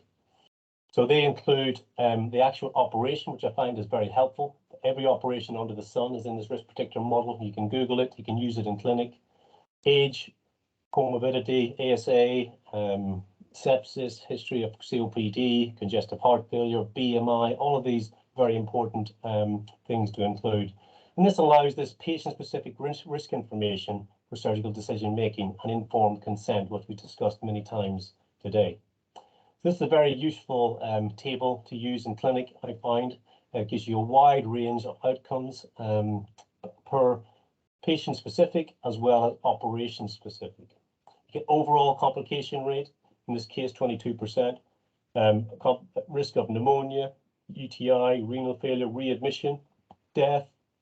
Also very important, the risk of discharge to nurse or rehab facility. We're all aware patients come in for a routine operation. They don't go home for a week or two because they develop increasing care needs. So predicting that before they're admitted to hospital is an important part of the consent process. Also shows you length of stay and sepsis.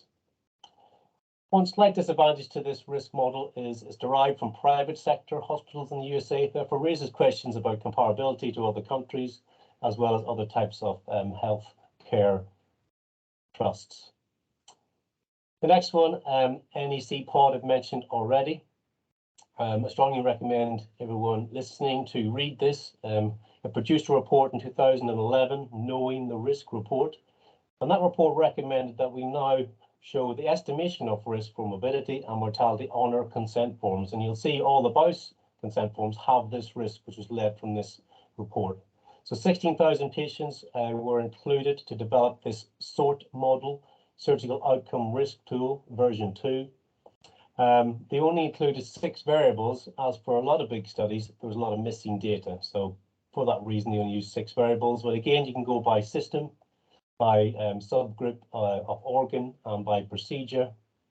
When you hit the procedure, it will judge if it's minor or major. PCNL, as we know, is a major complex procedure. ASA, the urgency, elective versus immediate, type of surgery, cancer, age, and also usefully, this risk assessment score has the ability to allow you to predict what you think this patient's risk is. It only gives you mortality, so it gives you an outcome of mortality for this particular patient, 0.82%, but also gives you a clinical judgment of risk as well. Disadvantages, there's no morbidity data, so no complication data, and there's many variables that were excluded, as I say. But you can download it on your phone, this app, and use it in clinic or in the emergency setting. Surgical frailty, this is very important. I was very happy whenever, over the last year and a half, we now have a surgical frailty clinic. Frailty is something you can do in the endobetogram. You can watch your patient coming into clinic, and you can see already, just by watching them, that they show these frailty traits. Definition: an age-related multi-dimensional state of decreasing physiological reserves that results in diminished resiliency, loss of adaptive capacity, and increased vulnerability to stresses. There's 5 key areas: symptoms or signs: weakness, slow walking speed, low levels of physical activity, fatigue or exhaustion, or unintentional weight loss. And we know that frailty in older patients is closely associated with adverse surgical outcomes, and I'll show you that on the next slide. With regards to major complications, prolonged length of stay, discharge into a care home, readmission, 30-day mortality. And we know that approximately 1 in 6 of our patients are over 60 years of age may be frail. So age is no longer enough to predict frailty. It's also to do with their comorbidities. So this is a schematic diagram which shows you what frailty is. This is the fit patient, the frail patient on this side, and you can see favourable outcomes towards this side, poor outcomes towards the bottom. And you can see in the fit person, resiliency is strong. They've got a lot of adaptive capacity, so even strong stressors, they will recover very quickly. The frail patient, not much resiliency, very little adaptive capacity, so even the smallest amount of stress, such as a surgical operation, minor, or even a major operation, they will not do very well and maybe have a very poor outcome, and maybe not even survive the hospital admission. How do you assess frailty? This is a busy slide, but actually it's really useful, something you can use in clinic. It's the Rockwood Clinical Frailty Scale, which our frailty clinic uses. So the first question you ask, do you go outdoors independently? That already subdivides your patient group into outdoor and indoor. Outdoor, less vulnerable. Patients are only indoor, more vulnerable. But if you ask, do you need help at home? You need help regularly, you're severely frail. If you're bedbound, in a wheelchair, very severely frail. And we know this predicts outcome. This is a retrospective large observational study. It looked at surgical risk with regards to frailty, and looked at outcomes such as, in the red line, complications, and discharge to care facility in the green line. So you can see in the bar chart, we've got low, intermediate, high risk. And as you go from non-frail to pre-frail to frail, you can see complications rise dramatically and discharge to a care facility rises dramatically. So there's lots of evidence to show how just a simple frailty assessment in your clinic, the endobetogram, can actually predict outcome from any sort of intervention very well. So this is the report we now receive when I send a patient off to the frailty assessment clinic and after I've seen them in clinic. And they've got an MDT for every patient that they see. There's multiple members of this frailty clinic. There's a frailty consultant who's from medicine for the elderly specialty, senior anaesthetist, nurse practitioners, dietitian, pharmacist, therapist, bank nurse. So they do objective assessments and subjective assessment, and they give this holistic assessment to the patient. So if you're struggling to make a decision to operate or not, the patient's also struggling to make a decision, this is a fantastic clinic for them to go to with their family members and for them to make a decision as part of their pre-assessment. So you can see that they just don't use risk assessment models, such as the ones I just discussed today. They use the clinical frailty score, cardiorespiratory, nutrition, sarcopenia, delirium, falls risk function, and importantly, discharge planning. That's very important in this type of patient. And we know this frailty assessment before surgical interventions guides discussions and helps to mitigate risk. If you go in with your eyes open, you and the patient in any operation, and you're both willing to take the risk, you're going to have a far better outcome at the end, even if things don't go so well. Informed consent. I remember being Stephen Keown's registrar, and he always used to ram home the importance of going into the detail of risks, both morbidity and mortality. So you got to go into the nature of the treatments, any alternatives, including not operating. That's probably one of the hardest decisions, not to operate. We can operate on anybody we like, but when you decide not to operate, it's a difficult one, especially if the patient is pushing or other specialties pushing for you to do the operation. We'll discuss the benefits, the risk, as I said, and it also opens up opportunities for questions. And informed consent is not part of the initial clinic, it's part of the entire pre-assessment pathway. And you can have multiple visits to the clinic, as Stephen says, before you make that final decision. So now I'd like to discuss 3 cases. I'm going to present the case. I'm going to present their risk as per the tools that I've discussed, and then I'm going to open up to the faculty for them to tell me what they would have done, and then hopefully this will coincide with what I actually did. So this is a 90-year-old lady just recently met, I think it was 3 weeks ago, was investigated by cardiology for shortness of breath. She's limited to 15 yards on the flat, can't walk up hills, walks with a stick. Asymptomatic, they did a CT scan. This is a coronal view. The left kidney, you can see the upper pole is obstructed, thin cortex, reduced enhancement, and a big obstructing stone. Background, AF, hypertension, had total hip 10 years ago, echo, 35% ejection fraction, performance data is 1 or 2. Let's put her through the risk assessment. Already she's ASA4, Brockwood score, severely frail. P-Possum says 14% morbidity, mortality 0.6%. NS-QIP, I think a bit more accurate. Death up to 20%, complication 30%, readmission 20%, length of stay 7 days, rehab 50%, and the SORT model 5% risk of mortality. So now I'd like to ask Stephen, Sam, what would you have done in this case? It's probably pretty straightforward, this one. Shall I go first, or yeah? Can you hear me, Stephen? Sorry, can you hear me, Tommy and Stephen? Yeah, Sam, thanks a lot. So, I mean, this is an incidental finding. Someone, I assume, is asymptomatic. Asymptomatic, yeah. Yeah, it looks like lots of comorbidities there. You've got a obstructing upper pole calyx. The options of doing nothing is very high to me, given that she's got an ejection fraction of 35%. You could give her some antibiotics if you really needed to, or you could, but obviously it's a big stone. If you give her some lithotripsy and the fragment drops down, she would then encounter those risks that you saw there. Absolutely. See that? So, I mean, my initial is to do nothing really, and maybe give some antibiotics. That would be my thoughts. I completely agree. I'm sure Stephen, you completely agree as well. Absolutely. I think the key here, this is a 90-year-old with near the end of their natural life, and that's the phrase I use to them and their family, that they're SA4, they've got a number of comorbidities. It's highly likely this patient is going to die of something that is non-urological at some point. And another phrase I use to them is that the only thing I can do to you is cause you harm. I can't make you better than you are now. It's a preemptive strike to stop you getting an end-of-life event, but you might get another unrelated end-of-life event.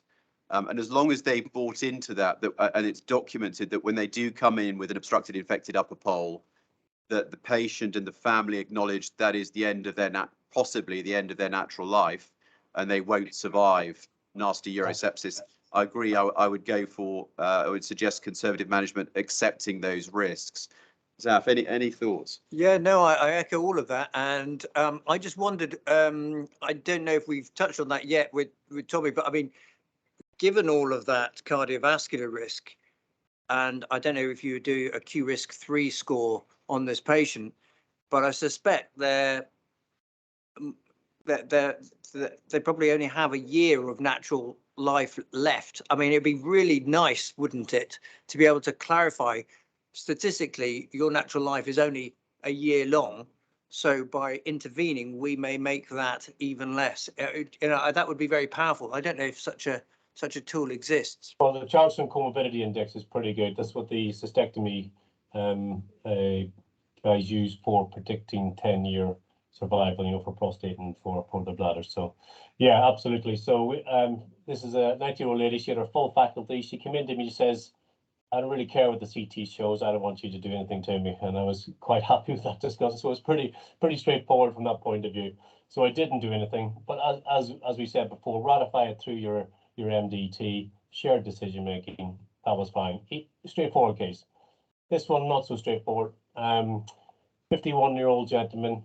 He had been admitted multiple times for urosepsis, recurrent UTIs, referred by the medical team and by the GP. This patient really wants treatment. Bilateral Staghorns. This is a CT scan. You can see on the left, more or less every calyx is full, more or less equal function, slightly better on the left. Patient's had MS since 1991, bedbound, spastic tetraplegia, multiple admissions, not just for urosepsis, also for type 2 respiratory failure, aspiration, pneumonia, NG fed, has a massive cecum full of feces, BMI 15, 57 kilos. We see these quite often in stone disease. So put them through the risk scoring. ASA 3, moderately frail. P-Possum says you've got a 50% chance of having a significant complication, 4% chance of mortality. NS-CRIP says death 1.3%, serious complication 15%, readmission 11%, length of stay 3 days, rehab 1%. SORT says less than 1% chance of mortality. Up to you, faculty. I know what I did. I may have regretted it, but let's see what you guys would have done with this one. Sam, you start us off. What do you do? I mean, this is something that we do see a fair amount, Tommy, as you say. Yeah. And I have operated on patients like this, right? And I've done percutaneous surgery but I would always involve the anaesthetist, make sure we've got H2 backup. I would run it by an MDT. I would make sure that the relative death rates are relatively low, right? Yeah. And unfortunately, this sort of patient is going to keep coming back to a certain extent. Absolutely. And the question is, when do you stop, right? When do you say, enough is enough? We've got to think about natural end of life. Are we just, but as you say, the MS patients I've treated like this have usually died from something else, right? Be it a stroke or heart attack or something like that. That's my initial starter for 5. I'm interested in your thoughts. So this is really difficult because how much longer has this patient got to live? Are we, by operating on them, prolonging their time to death or accelerating their time to death? Again, I can only cause him harm. I can't, it's a preemptive strike. Is he acknowledging that he is near, probably at the young age of 51, near the natural end of his life? Because he is, isn't he? He will get one of those. Was definitely not accepting it, Steve. Not accepting. He wanted to fight to the very end. I think if the patient wants treatment, the family have bought into the phrase I'm increasingly using with this type of patient is, if we get away without a catastrophic complication, I'll be delighted. And that you're sitting here in the bed or the wheelchair in front of me at the moment, I can make you worse than that, and you may not bounce back from that. Yes, I may clear half your kidney of stone, but you may be a patient who's far less fit than you are now. So I would push them towards acknowledging that he may be near the end of his natural life. Yeah. And he will probably die, as Sam said, of aspiration pneumonia or something else. I've got one exactly like this, but a big ureteric who I've been trying to get in for a long time, who gets worse and worse and worse every time I see them. I think these are really hard work. Absolutely. Yeah, agree. Very hard work. I mean, it's interesting, isn't it? Looking at the difference between the scores of the P-POSSUM and the NS whip, you know, a threefold, fourfold difference in a threefold difference in the mortality risk between the two. I'd probably just introduce the concept of quality of life at this point, and I think a lot of the conversation with the patient and the family would revolve around that. Part of this may be because life is pretty unbearable at the moment, that he might be quite fixated on treatment, because you know he may be in a situation where he's just on a revolving door with continued episodes of sepsis and coming in and out of hospital. Have we explored all the other options, and do they have any appeal to the patient and their family? I'm thinking of course, low dose antibiotics and things like that. And again, those very difficult discussions that Stephen and Sam mentioned about the end of his natural life and how that may well be approaching. Yeah. What did you do, Tommy? Yeah. Intrigued. So, of course, I treated. We had all those discussions. I did exactly what Sam said. I had the frailty clinic. MDT was actually twice. I met him once, phone calls, you know, twice, met family members, and we all agreed we would proceed, starting with the left. We have planned HTU for post-op senior anaesthetist on the day. There was dual urology consultant for this list. We did endoscopic combined intrarenal surgery. We pushed the boundaries with regards to time, but went well above the 60 minutes. I think we were 90 minutes. We never were going to clear. We knew we had residual stone X, so we didn't do a CT. So X-ray day one post, so residual stone in the pelvis and in the upper pole. This is a calcified lymph node, by the way. I chased that about 3 times. It's not in the urethra. But the patient had severe septic shock. Went to HTU, spent a full week in HTU. Eventually rallied. Interesting, his calcium was all at calcium phosphate stone, but the urine was triple phosphate crystals. He was keen to proceed. He says, okay, clear the rest of my left. We'll do a completion first in the left, and we'll go on with a right PCNL. So I did what he asked. Again, dual consultant, same plan, and did a better job this time. And a CT confirmed it. There's a couple of specs and different views. This is the stent. Post-operative this time went to plan. He actually was discharged 3 days post-op, which is pretty good for his frailty. Not much on the 24-hour, except for low the expected urine output, but don't forget he's 57 kilos. And he says, okay, let's go right-sided PCNL. We think we're starting to win. How wrong I was. 2 months later, comes back in onto the medics, type 2 respiratory failure, and within 2 months, complete regrowth of stag. Unfortunately, developed COVID, and he passed away on that admission. So you know, it's just it was sad. But I remember the workup. We had frank discussions. He was keen, eager. So was family. So was the medical team. You know, tried to clear this man to improve his quality of life. It didn't work out.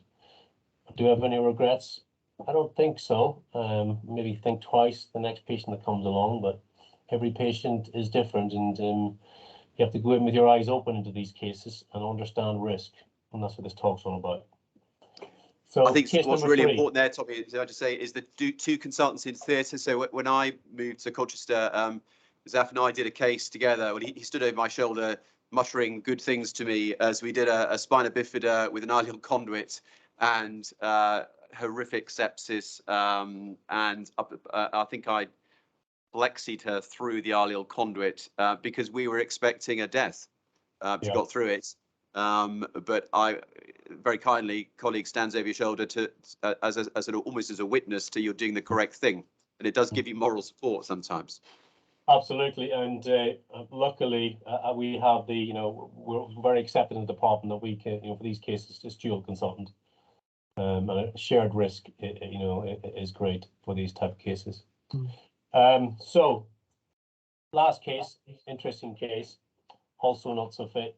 51, admitted onto the medics, duplex kidney, obstructed lower moiety, infected, obstructed, stented by my colleague.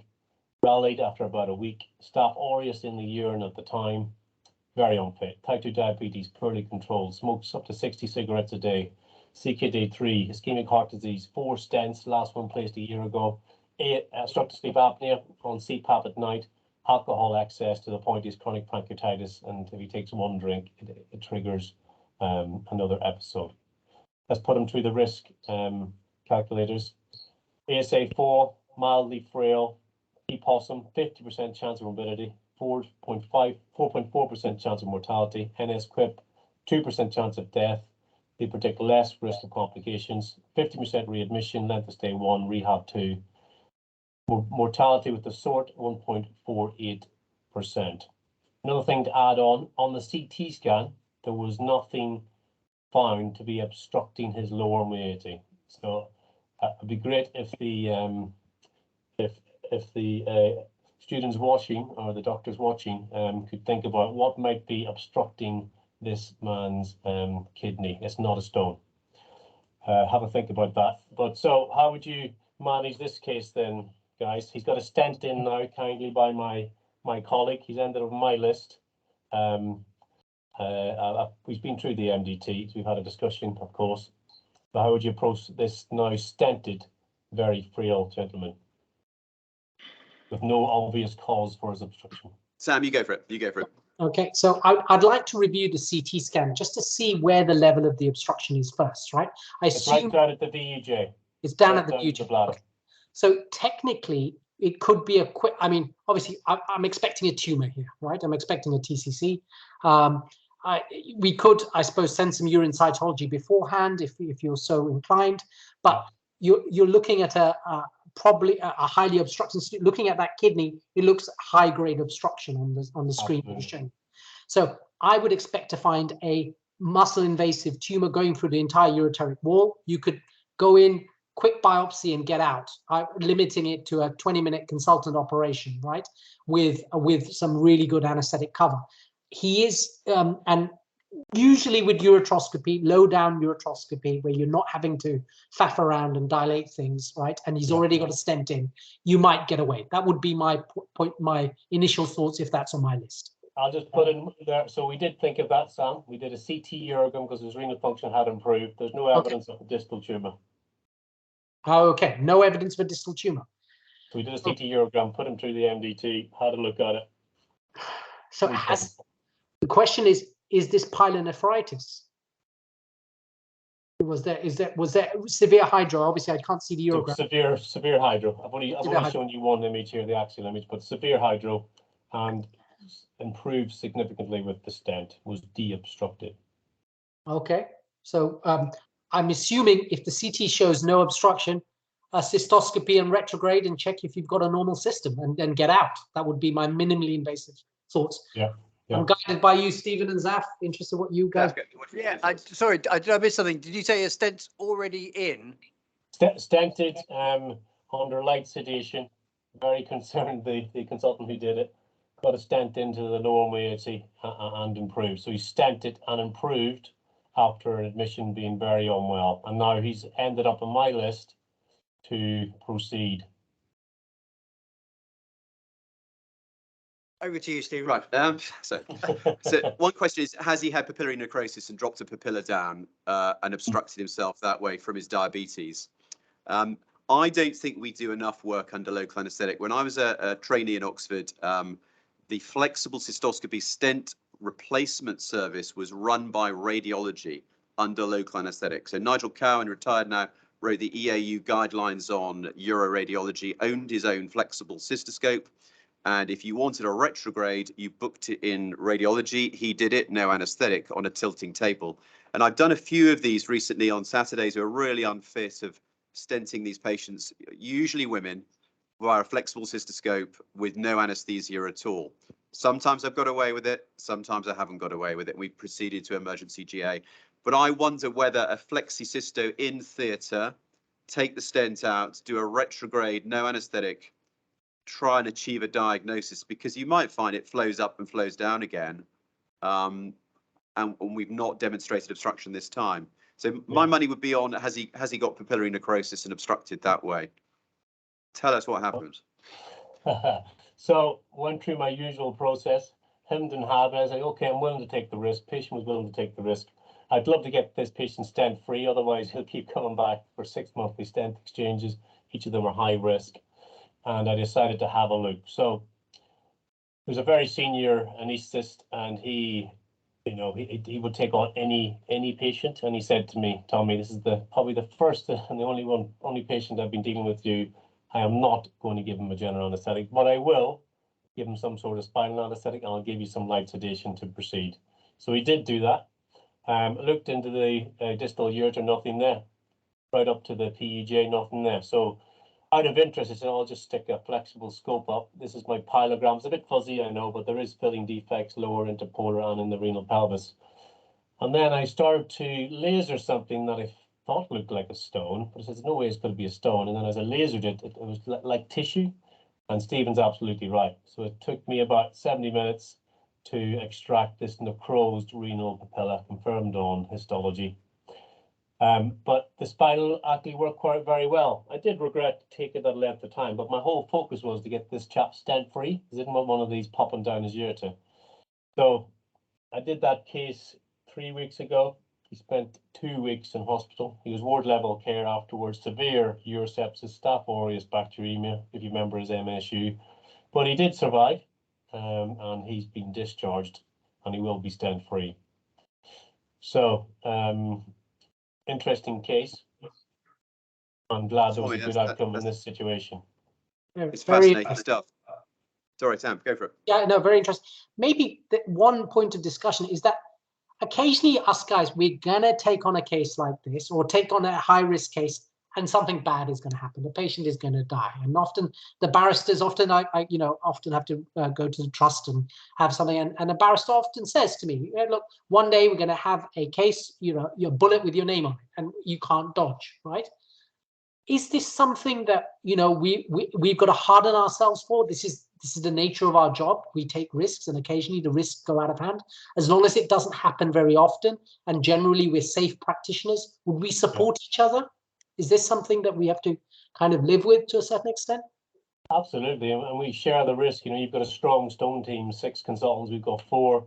We share the risk. We do dual operating on the difficult ones. I don't shy away from doing these operations, but as long as you do the workup, I don't usually have any regret. We go in with our eyes open, and we mitigate risk. We plan for afterwards. We preoperatively optimize. This is the name of the game. And I've got older patients, more comorbid. You see the Dorset population, more than 17% above 70. This is not uncommon on our list, this type of comorbid patient. So you're absolutely right, Sam. So we just got to support each other, and the hospital should also support us trying to improve the quality of life of these patients. Agreed. Tommy, it was really, really interesting. I love that. I love your idea of a frailty clinic. We're all used to the pre-op assessment anesthetic clinic, but of course the anaesthetist is really only focused on, are they going to die if I put them to sleep? You're looking globally at the whole patient here, and there. Is your frailty clinic run by a geriatrician? Exactly. It's fantastic. Yeah. I'll show you. I'll show you the outcome from the slide I showed you, and it's just great. You get it in your inbox. You get emailed it, as well as a little comment, and then they write a little summary, as well as the discussions with the family. It's fantastic. I really recommend it. And the chap who's driving it is brilliant. And you can go on YouTube and actually see the MDTs that he runs. It is really, really useful for risk. This is an example of something we should, we're not a national health service, are we? We're a regional health service, and this sort of really high quality, taking a different look at it, something you could roll out across the NHS is so beneficial. We're going to stop for a quick 10-minute break. The ureteric stone talk, we know why it went wrong. There was a wire that had come out of the back of the machine. So we just want to try running it one more time. So the time now is 10 to 3. If we can come back at 3 o'clock, and we'll finish on the ureteric stone, and we can go through some of the chat at the end as well. So we'll close the camera now. We'll see you back here just in 10 minutes after a quick cup of tea. Great, thanks.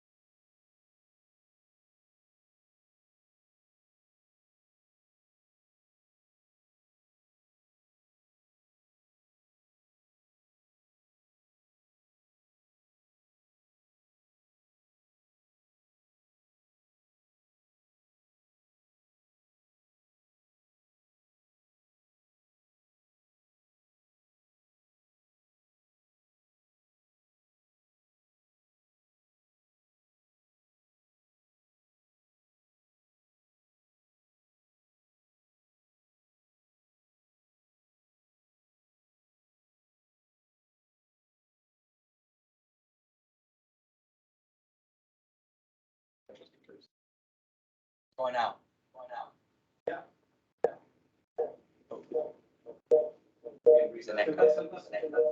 Turn it down is here. As long as the guests, it's coming through on my screen. Turn your mic off. Yeah. Just turn the mic off and try one more time.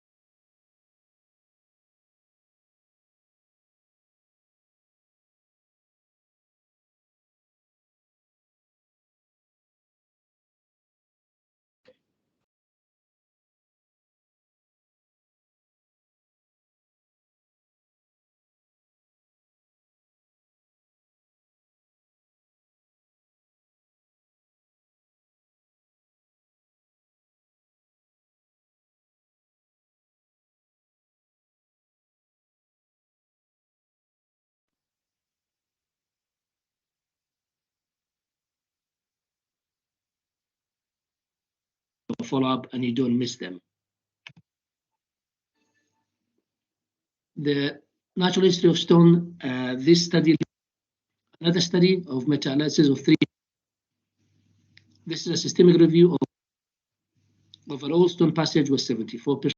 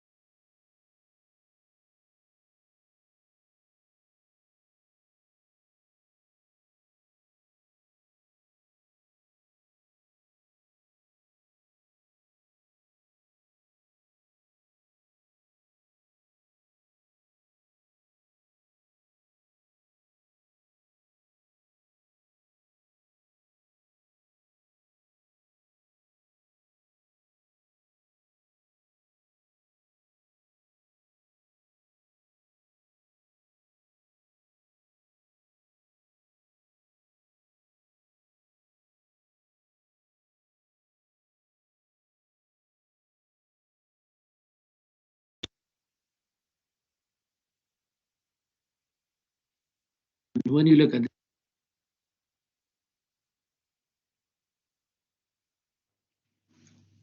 management of simple 5mm ureteric stone, I have no conflict of interest. Whenever you see 5mm ureteric stone, you need to ask yourself, do you need to intervene and treat the stone immediately, or can you wait and watch the stone to see if it pass spontaneously? The top indication for intervention would be sepsis, also deterioration in the kidney function in patients such as single kidney or bilateral renal obstruction, persistent pain and difficulty in pain control, readmission and failed conservative management, but also professions that you make sure that the patient is stone-free, such as pilots, train, bus or taxi drivers. And if you start to intervene, you need to think about stent or nephrostomy, and is it possible to do primary ureteroscopy? Whether you choose stent or nephrostomy depend on a few factors. For example, severe sepsis, very common with patients for GA, nephrostomy would be a better option. On the other hand, obese patients, patient on anticoagulation, stent would be a better choice. But this also depends on the access to interventional radiology and theater availability.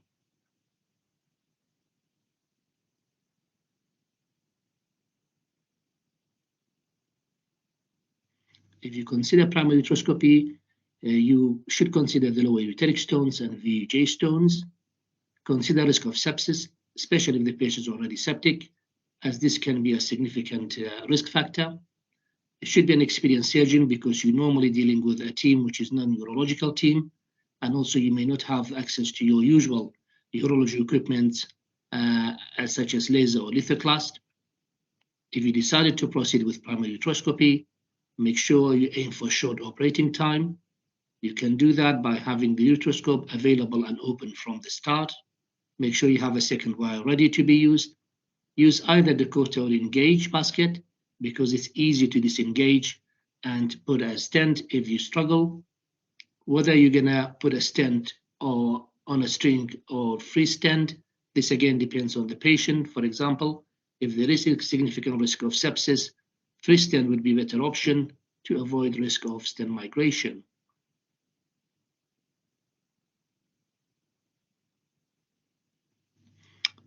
If you decided to go for conservative management, ask yourself, is the patient suitable?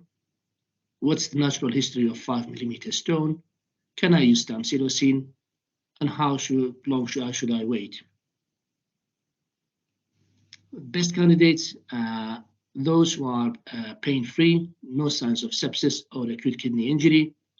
And also there are people who are reliable to attend for follow-up and you don't miss them.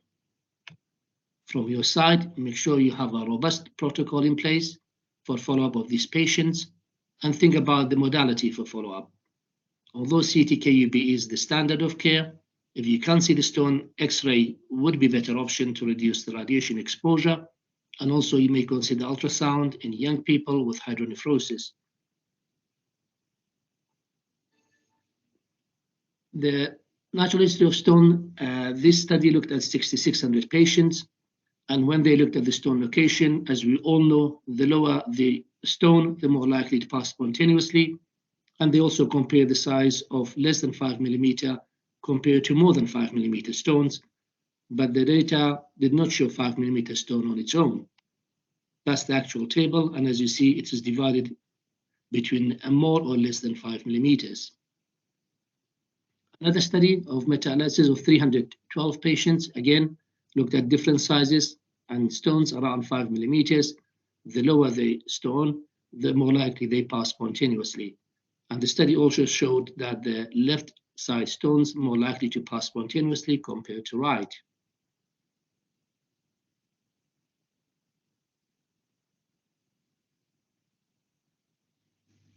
This is a systemic review of 11 studies identifying almost 2,500 patients, and they looked at different rate of stone passage. Overall, stone passage was 74%, and when you look at the stones less than 5 millimeters, the success rate was 87%. However, don't forget that included stones between 1 to 4 millimeters. So the actual 5 millimeter stone would be lower than that. More importantly, the study showed that if you have VUG stone, it's 3 times more likely to pass compared to anywhere else in the lower ureter. There are many studies to look at predictive factors for stone passages, such as increasing CRP, which may increase the stone passage. However, the evidence are controversial.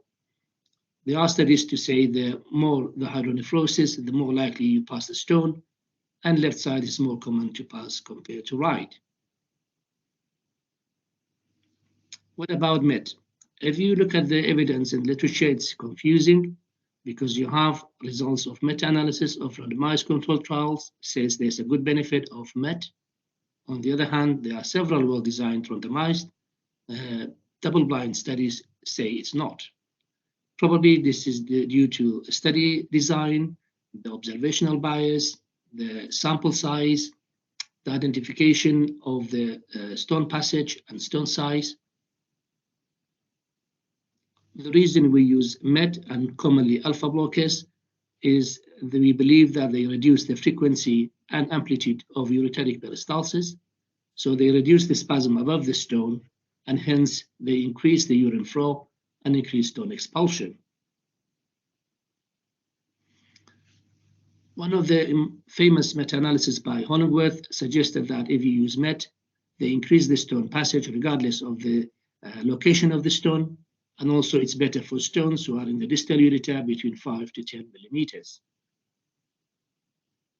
On the other hand, if you look at SUSPEND trial, which is one of the best designed study in the ureteric stones, and you look at the numbers of stones less than 5 millimeter compared to one more than 5 millimeter, you can see from the right side of the chart that there were no benefit for stones 5 millimeter or less. For those stones more than 5 millimeter, there may be benefit. However, statistically, that was not significant. What the guideline says offer alpha blocker for distal ureteric stones, which are more than 5 millimeters. So as we see, there's not enough evidence to support using tamsulosin or MET in stones which are 5 millimeters. Nevertheless, many urologists still believe that the MET may be useful, not just to help the stone passage, but also they reduce the risk of colic, the risk of pain control, reduce the pain control, decrease the hospital readmission, and also the need for secondary procedures. Also, there has been meta-analysis or many studies suggesting silodicin to be better than tamsulosin. However, that may not be available in UK.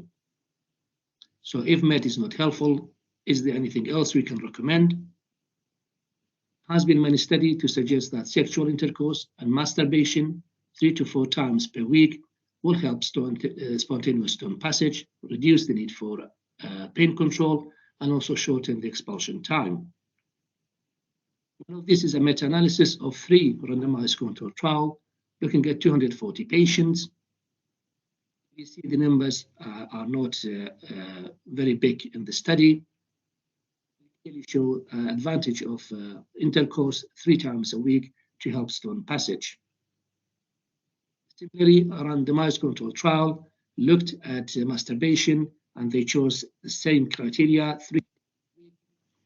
And as you see here, that it showed tamsulosin and masturbation were better than control, and there were no difference between tamsulosin and masturbation. However, there's always problem with the studies and reliability. How long you should follow these patients? Again, if you look at the guidelines, it says 40 days for 5mm stone.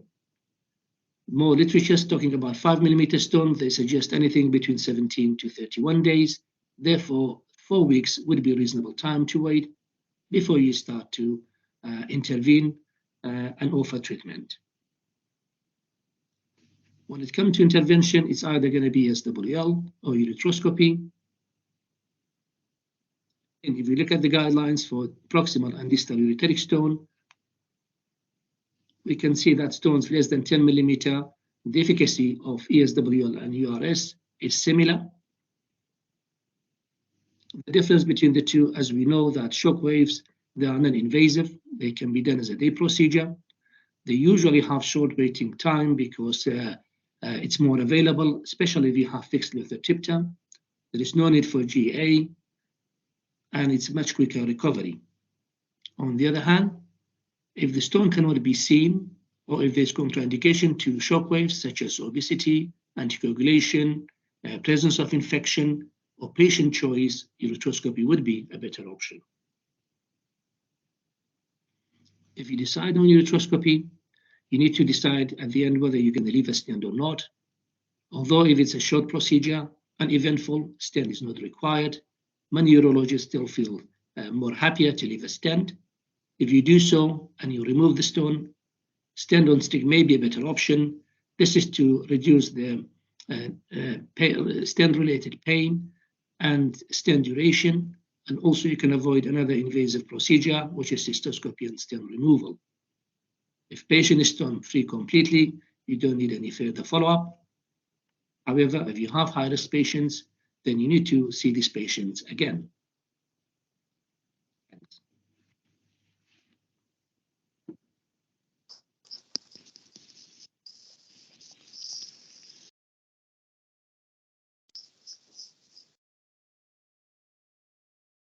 Of doing to the very limit there with multiple sound inputs, but we finally got it to work.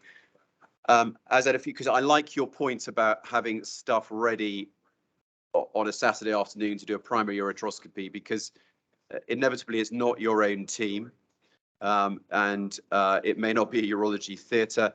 And we even heard this from big London teaching hospitals at the RSM a few weeks ago, that you're queuing up with everyone else to get in for your primary ureteroscopy on a Saturday night, and you end up with a less than perfect scenario, which may give a less than perfect result to the patient. It's not like doing ureteroscopy on an elective operating list. Have you found that over the years, that it's just unsatisfying doing a straightforward ureteroscopy out of hours on a Friday night? Yeah, sure. Actually, I learned the hard way, because once you do it one time and you have to wait 20 minutes for somebody to find you a wire, somebody to find you the gasket, and you're already dealing with a patient, maybe septic, so it's not feasible. And as you know, in our hospital, most of the time you're dealing with a staff, they are not urological staff, and even they struggle to assemble a simple cystoscope.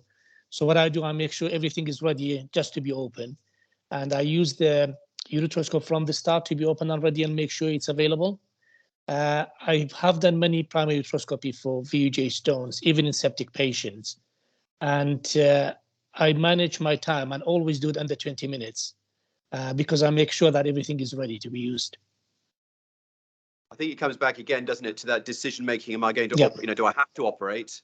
If I have to operate, then often a stent, for sepsis, a stent is the answer. But if I don't have to operate today, what else can I do? Can I keep them going with analgesia till Wednesday when my lithotriptan is ready?